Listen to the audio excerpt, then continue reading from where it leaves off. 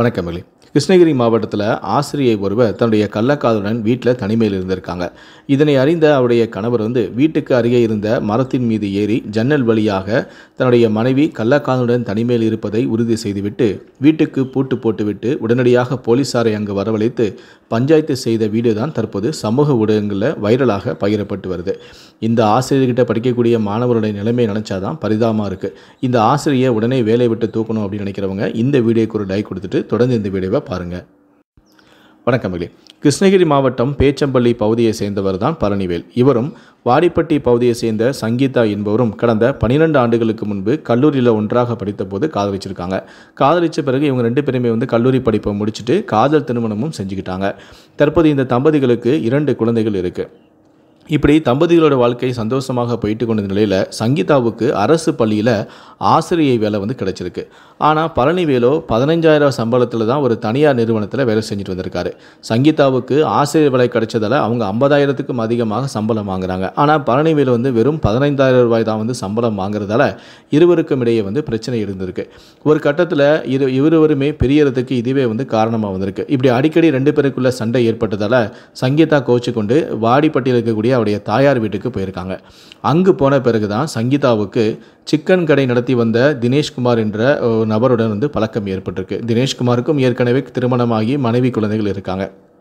அதன் பிறகு அந்த பழக்கமானது நாளையில் தகாத உறவாக மாறியிருக்கு. இதனால் தாயோடைய வீட்டிலே இருவரும் அடிக்கடி தனிமையில் சந்தித்து உல்லாசமாக இருந்து வந்திருக்காங்க. இந்த விஷயம் எப்படியோ பழனிவேலுக்கு தெரிய வந்திருக்கு.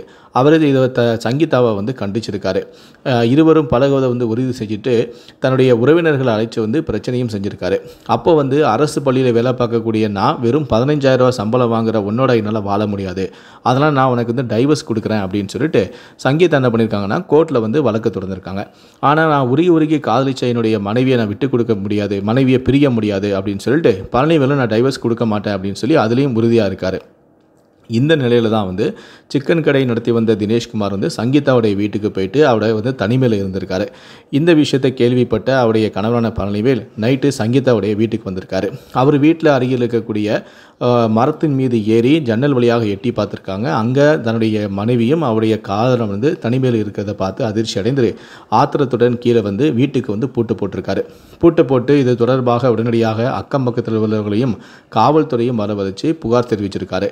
அப்போ வெளியே வந்த சங்கீதா நான் பழனிவேலுக்கு டைவர்ஸ் நோட்டீஸ் கொடுத்துட்டேன், நான் இப்போ யாரோட இருந்தா என்ன, எப்படி பண்ணாதான் உங்களுக்கு என்ன, எதுக்கு நீங்கள் பிரச்சனை பண்ணுற, நீ எதுக்கு இங்கே என்னை அசிங்கப்படுத்துகிற அவமானப்படுத்துகிற, நான் தான் உனக்கு டைவர்ஸ் கொடுக்குறேன்னு சொல்லிட்டேன்ல அப்படின்னு சொல்லிட்டு தன்னுடைய கணவன்கிட்டே வாக்குவாதம் செய்கிறாங்க. அப்போ அங்கே இருந்த கணவன் என்ன சொல்கிறான்னா, டைவர்ஸ் கோர்ட்டு கேஸ் தான் நடந்துட்டுருக்கு, இன்னும் உனக்கு நான் டைவர்ஸ் கொடுக்கல, நீ வாஸ் ஸ்டில் என்னுடைய மனைவி தான், நீ still you are my wife அப்படின்னு சொல்லிட்டு அவர் அங்கே நியாயம் கேட்டு வாக்குவாதத்தில் ஈடுபட்டார். தான் மேலே எந்த விதமான தவறும் இல்லை அப்படிங்கிற மாதிரி சங்கீதாவும் தன்னுடைய கணவன்கிட்ட சண்டை போட்டுட்டு இருந்தாங்க. வீட்டு வாசலில் அக்கம் பக்கத்தில் இருக்கிறவங்க, போலீஸார்கள், கணவன், மனைவி எல்லாருமே அங்கே பிரச்சனையில் ஈடுபட்டு இருக்கும்போது வீட்டுக்குள்ளே தான் அவருடைய கள்ளக்காதலனை ரூமுக்குள்ளே பூட்டி வச்சுட்டு தான் வெளியே சங்கீதா இந்த மாதிரி வாக்குவாதம் செஞ்சுட்டு இருக்காங்க.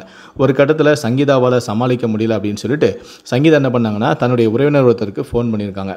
அவர் அங்கே சங்கீதாவை பைக்கில் கூட்டிகிட்டு போயிட்டார். அவரோட போலீஸார் அனுப்பி வச்சுட்டாங்க. அது போக இந்த மாதிரி அசிங்கப்படுத்துகிறானே அப்படின்னு சொல்லிட்டு சங்கீதாவுடைய உறவினர்கள் எல்லாருமே பழனிவேலோட வாக்குவாதத்தில் ஈடுபட்டாங்க. எதுக்கு இந்த மாதிரி பண்ண வச்ச வாங்கின அப்படின்னு சொல்லி வாக்குவாதம் செய்யும்போது, என் பொண்டாட்டி தான் அவளுக்கு நான் இன்னும் டைவர்ஸ் கொடுக்கல, என் முன்னாடி வேற ஒருத்தனோட படுத்து கிடக்கும்போது நான் எப்படி கம்முன்னு இருப்பேன், அதுக்கு தான் நான் இப்படி செஞ்சேன் அப்படின்னு சொல்லிட்டு அவரும் பதிலுக்கு வாக்குவாதத்தில் ஈடுபட்டுறாரு. ஒரு கட்டத்தில் இவ்வளோ பிரச்சனைகள் நடந்தும் கூட தினேஷ்குமார் வீட்டுக்குள்ளே தான் இருந்திருக்காரு. ஒரு கட்டத்தில் போலீஸாரே தினேஷ்குமாரோடைய தொலைபேசியை கண்டுபிடிச்சு அவருக்கு ஃபோன் பண்ணி வாங்க அப்படின்னு சொல்லிட்டு அவரை அழைச்சி காவல் நிலையத்துக்கு அழைச்சிட்டு போயிருக்காங்க. இந்த விஷயத்தை கேள்விப்பட்ட தினேஷ்குமாருடைய மனைவியும் அதிர்ச்சியில் உறைந்து போயிருக்காங்க. இதை தொடர்ந்து இதுக்கப்புறம் என்ன நடக்குது அப்படிங்கிறத பொறுத்திருந்து பார்க்கலாம். இந்த சம்பவத்தை பற்றி உங்களுடைய கருத்துக்களை கீழே இருக்கக்கூடிய கமெண்ட் செக்ஷனில் மறக்காமல் சொல்லுங்கள். நன்றி, வணக்கம்.